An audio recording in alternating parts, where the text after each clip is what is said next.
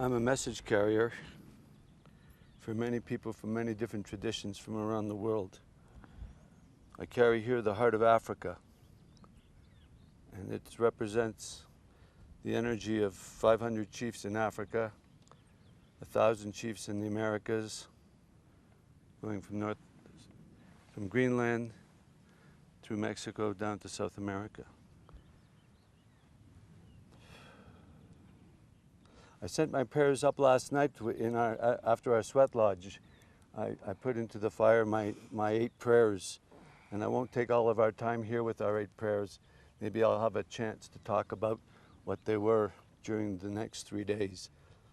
But this morning they were answered. I got an email from my friend Lama Ganshin. He's from Tibet and he lives in Milan. And in 1995, he started an initiative called the Spiritual Forum at the United Nations. And I sent him an email 2 days ago saying, what's happening? You know, where are you in your process? And this morning I got back an email from him. Firstly, he remembered me, which was a good thing. And he said good words to me. But he brought forth a proposal that he's presenting at the United Nations that sets forth the dialogue for what we're doing, the framework for all this, that the seeds that we're going to plant. He's already got the infrastructure for the planting to start in the year. I just read it quickly this morning. I believe it's the actual annunciation is September 21st, 2011. He plans.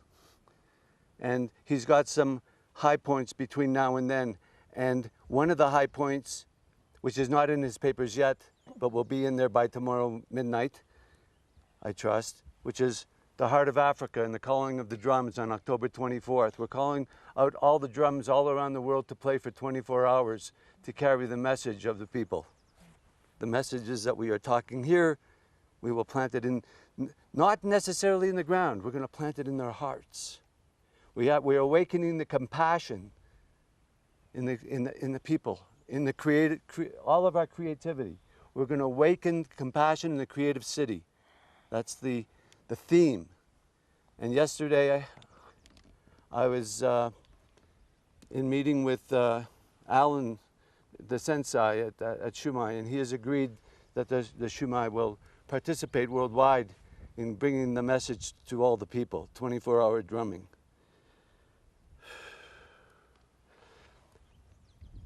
So just to add, I want to echo our friend who started the conversation.